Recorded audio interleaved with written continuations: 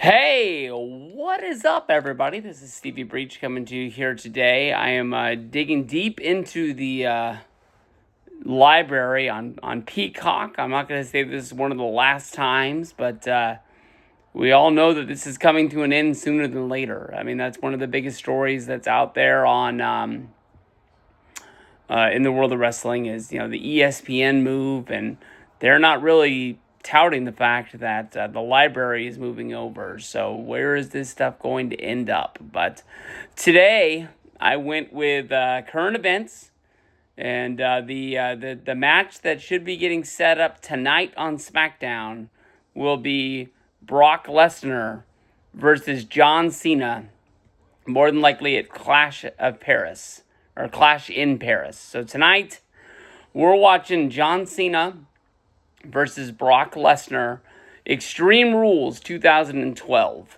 By this time, I believe this was the fourth time that Extreme Rules was a pay-per-view. It was always the pay-per-view that came up right after WrestleMania. It featured a lot of WrestleMania matches.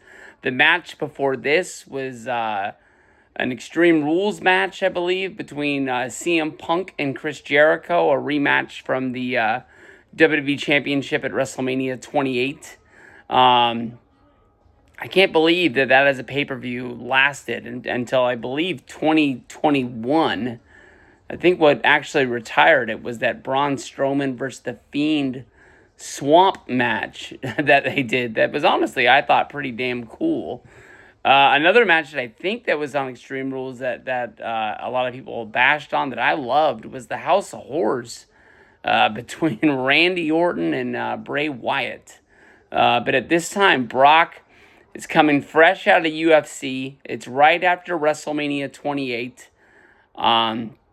Brock walked right into Monday Night Raw as John Cena extended a hand and tried to shake it. Brock delivered an F5 to John Cena, and it was on from there. This is the era of people power with John Laurinaitis. Laurinaitis brought Brock to Raw.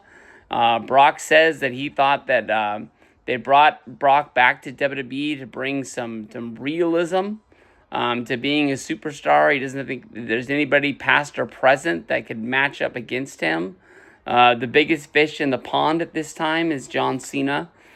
He just came out. He's got the green shirt on, green hat, green wristbands. He's got the jorts on as normal, but he's got the chain from like Word Life around his neck. It's a chain with the lock on it. I thought he was just going to wrist up with it, but he took it off. He put it right onto the corner. There's no doubt in my mind that that's going to play a role inside of this match. But I think this match is in Chicago. I can't really 100% remember. But for some reason, I'm thinking that this pay-per-view is in Chicago. But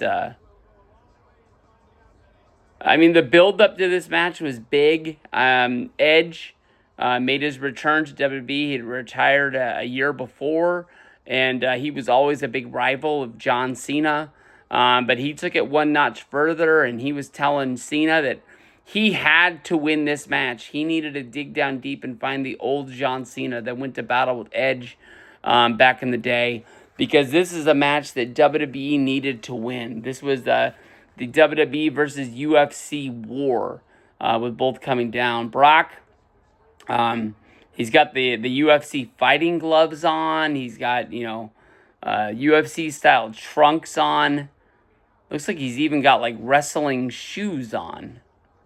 Right here. But Brock just looks freaking... Cena's big as a house. Brock takes Cena down right out of the gate. Cena came running out of his corner, and Brock just met him right down there on the floor. But Brock is just grinding his face into the ground. He's got him with a couple elbows already. Big clothesline from Brock right there, knocking Cena down as soon as he got up. And Cena's already busted open. It looks like it's his nose. The amount of blood that's already coming out. Charles Robinson putting the gloves on, checking on Cena that he's going to be all right. But what I'm looking for, no, it looks like it's coming out of Cena's head, honestly. It looks like it's like from his hairline. He must have caught him with an elbow right up on top of the head, but that's a lot of blood right out of the gate from Cena. They've been fighting for like a minute or two at the most, but Brock is just leveling him. If it wasn't John Cena and this was a real fight, Charles Robinson would have called this already. The amount of the match that Cena's just down, just getting punched, not having any fight. Doctor's coming in. Doctor's going to wipe down Cena's head. This time it was the major PG era. And all photos or video of, superstars bleeding, they had to impose to be black and white. That way you would know that there was blood in there, I guess. I don't know. Yeah, I could always tell. Maybe it was the fact that I knew, but I know that what I was getting towards was like what I'm looking for before this clash in Paris is the fact that like on the lead up to Extreme Rules, Cena and Brock, they got into the ring and they just wanted to fight then. They didn't want to wait until the pay-per-view. They didn't care about pay-per-view buys. They didn't care about dollars. They didn't care about the perks for the fight. They just wanted to see who was the biggest, baddest guy in the yard. And they just ran right at each other, and they were fighting in the corner. Cena just straight got his mouth busted open. They were having to try and get guys in there to try and break it up, and they were just fighting through the guys. But Cena is just on the mat, just eating punches. I know that I talked a lot about, like, I don't want to see a match at the Clash in Paris where it's a lot like the SummerSlam match or the Night of Champions match where Brock just straight dominates him. This is the last year of John Cena. We need to see a win. But honestly, I had forgotten that this match right here is just as one-sided as those other two from I'm guessing, but I want to say those are like 2012 or 2013. I can't really remember. I guess it would be 13. That would make sense. After WrestleMania 30, Daniel Bryan was champion. He lost the belt. Cena got it, and Cena is just bleeding a lot and just laying on the mat. He is climbing to get into the inside. Cena's looking like he's trying to get up, but at the same time, he knows he doesn't want any more of this. The way that Charles Robinson is getting down and talking to Cena, it sounds like they're trying to find a way to keep having this match, but they don't want to have it with Cena bleeding so much. I don't know if they're like putting, like the trainers in there putting Vaseline on the cut, trying to cover it up or something like that, but it's too big. You're not going to stop that amount of blood. He's taking him to Suplex City right here in the middle of the ring, and you can just literally see when Cena's back hits the mat, the blood just splatter onto the mat. Brock is just standing behind him, wanting him to get up, hitting him into the head. Cena's fighting with an elbow. 2, 3, 4, 5, 6 elbows. Now he's coming off the ropes. Shoulder tackle. All right, that takes Robinson down. He just fell out of the ring. He's down. There. Oh! Came off the ropes for a huge shoulder block, and Brock just ate it and just sent Cena to the ground. There's one spot that I really, really remembered from this match that, Brock goes to Botchamania. And that's the one thing that I remember more than anything else. I don't really remember Cena really getting any offense in this. And, like, you look at the crowd, and, like, they're just standing there stunned. There's one guy, like, probably second or third row just looking like this. He can't believe what he's seeing. Just too big, man. There's times I got excited when Brock came back, thinking like, oh, something big's going to go down. But when he was around for a while, and he was like kind of like a character that was going to be there, I didn't like it at all. I just didn't like how dominant he is. And then, like, he just always won. It's just like, I don't need like Rey Mysterio going out there and beating him. But what I told you was going to happen, to pay attention to, Cena's chain is still on the top turnbuckle. And at one point, he tried to grab it just a second ago. He knows that there's no rules in this match. That's the part that I didn't understand about SummerSlam, when Cody didn't want to hit Cena with the belt, or he didn't want to hit him. The whole reason why they were having the no rules match at SummerSlam is because that's what Cody asked for. Cody wanted a street fight. He wanted to get the best of John, but maybe he just had, for himself, he had to beat him. We got Michael Cole, Brock Lesnar. No, well, I screwed that all up. Michael Cole and Booker T on commentary, it sounds like, at this point. Working on the armbar. Trying to see if he wants to, just really bust him. Cena's on the outside. We're getting a lot of shots from behind. Maybe they don't want to show. Trying to see really where the blood is coming from. But it almost looks like Cena's busted open as well above the eyebrow. If he took like an elbow, like Brock's been throwing him in this match, man. Just ragged on him, just beating on him. I was really surprised. I didn't remember it being as one-sided. Brock's got blood all over him as well. All behind the ear, in this back area.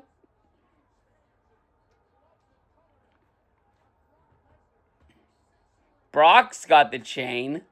Brock's got it wrapped around his fist. Now he looks like Brock's just going to throw it down because he doesn't need it. But he's brought it into the ring, at least, if they're setting up a spot. I always thought it was a big deal that Brock Lesnar had the Jimmy John sponsorship still in WWE, something that he's been the only one that's got it. He would have the big Jimmy John's logo on the back of his T-shirt, but you couldn't buy that at the store.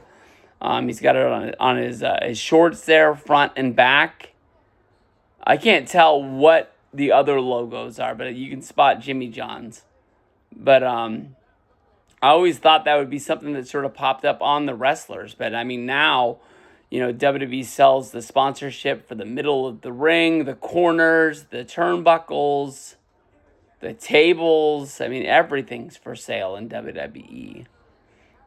Cena does have one nasty gouge on the top of his head, you can honestly see. See, one of the things that everybody's going to miss, and I guess it's out of sight, out of mind, unless it's somewhere out there on YouTube, I think on the DVD for this pay-per-view, they have the footage of Cena getting sewn up in the back from the doctor. One thing that I did think was crazy was watching this on Peacock, which had to have been like on the pay-per-view feed, I'm guessing, is before this match starts, before they show the like the backstory, the little video that they made, they play the "Please do not try this at home" a little video that normally comes on when you put a DVD in. Oh man, Cena's chained up around the top turnbuckle, hanging down from the top rope, and his head is just bleeding down onto the mat, and you can see just a huge puddle where he was. Hanging himself upside down was not the brightest idea. Charles Robinson still knocked out. Man. I'm trying to think. I know I was at work during this match. I was working a shift at my work 12 to 9. And so I would have to get off work. For most pay-per-views, it didn't really matter, but for a big match like this, I would try to avoid the spoilers, and I would come home and try and find where somebody would upload the match to YouTube. or WMR was big at the time to stream the pay-per-view, but I wasn't about to, buy the pay-per-view for $40, for something that had already happened, and the majority of the show, I knew the results, even though there was one match that I wanted to see. That's what's crazy about this ESPN deal, especially if you have a cable subscription, we're not going to be watching them on actual ESPN. In my time, it was channel 32 on cable. But I mean, like, we're going to be watching it on an app. All you have to do is pay your cable bill, and we're going to see it. Whoa! Cena out of nowhere caught Lesnar sleeping, picked him up like he was going to give him the FU. But Lesnar got out of there, and then he made sure he picked Cena right up for an F5. When he spun him, made sure Charles Robinson got hit. So Robinson's outside the ring again, but another ref has come running down. One thing I do notice is Lesnar doesn't have Paul Heyman yet. I know that wasn't instantaneous, but honestly, I thought Lesnar came out just like 2 times on Raw, speaking for himself, didn't like it. And I remember at one point, he just yells into the microphone, "Get me my Jew." And that's when Heyman pretty much, I don't even really know how they brought Heyman in storyline. But that's when Heyman was there. But Lesnar did the sit-down interview that they played at this time, and Lesnar says that he is not a superstar. He's an ass kicker. He's not thinking about John Cena the superstar, but he's thinking about what's running down his leg, and then he just deadpans it and just yells, "Shit!" Now the stairs to the ring are inside of the middle of the ring, and Lesnar's standing on them, kind of like an Olympic podium. And now Cena is hulking up. This is the most offense that he got. He punched Brock like 3 times. Now we got the Kimura on top of the steps in the middle of the ring. Lesnar is putting big time pain on Cena. That's gotta hurt. This is basically the same move that he broke Triple H's arm. He broke Shawn Michaels' arm with twice. There has to be. I think he broke Mark Henry's arm, maybe Big Show's arm this way.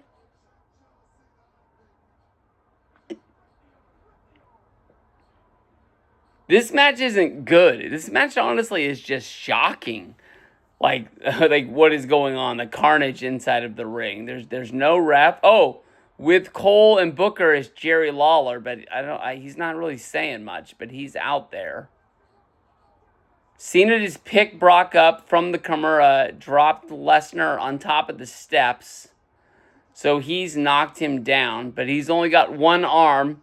You can tell that he's got nothing in the arm that was held in that Kimura. Cena's going to the top. He normally doesn't do this. But he's perched up on the top like he's Macho Man Randy Savage, pretty much.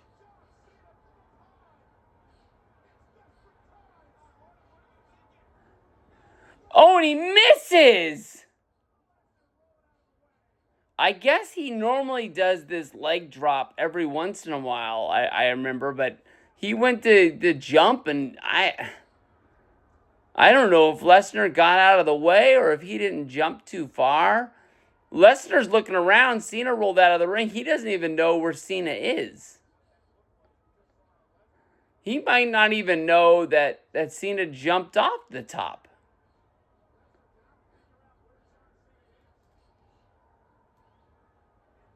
Now we found him. I like how they're saying that. It was like he was hunting him because he didn't know where he was. Brock is doing the boxer pose, trying to get Cena to come at him inside of the ring. I don't know why he wants to fight him on top of those ring steps. If it's just to make himself look larger.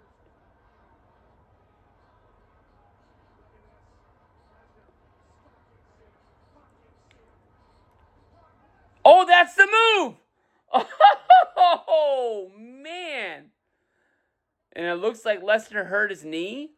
Lesnar ran off the ropes, jumped off of the top of the ring steps in a way to hit Cena. Cena dipped down, and Lesnar got hung up on the ropes, and he went all the way down to the mat. That's the one move I remember more than anything else.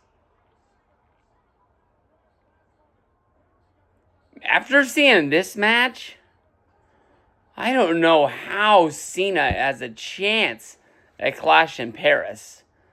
I mean, honestly, you got to be thinking that the only thing that we can hope for is diverticulitis, father time to catch up with Brock.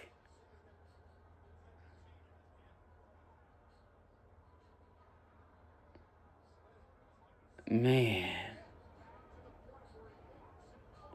I wonder if Pico was at this show. He had to have been. He went to everything at this time period. Oh! Cena had the chain with the lock. Punched Brock right in the eye. Knocked him down. You're not going to win this way. You just get your ass kicked for like 25 minutes. You only got one arm.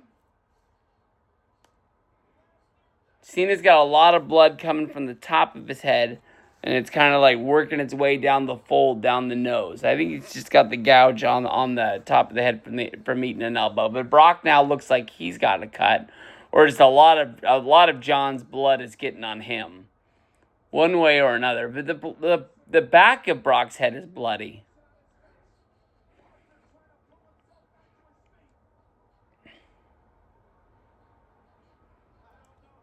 Here we go. Picks him up. Attitude adjustment on top of the steps. 1, 2, 3. Okay, Cena won. But did Cena really win that match? 22 minutes. Cena got beat up for 20 of those minutes. I guess all that matters in the end is the 3. I don't know if it was a way of like trying to teach Brock a lesson. Like, welcome back to WWE.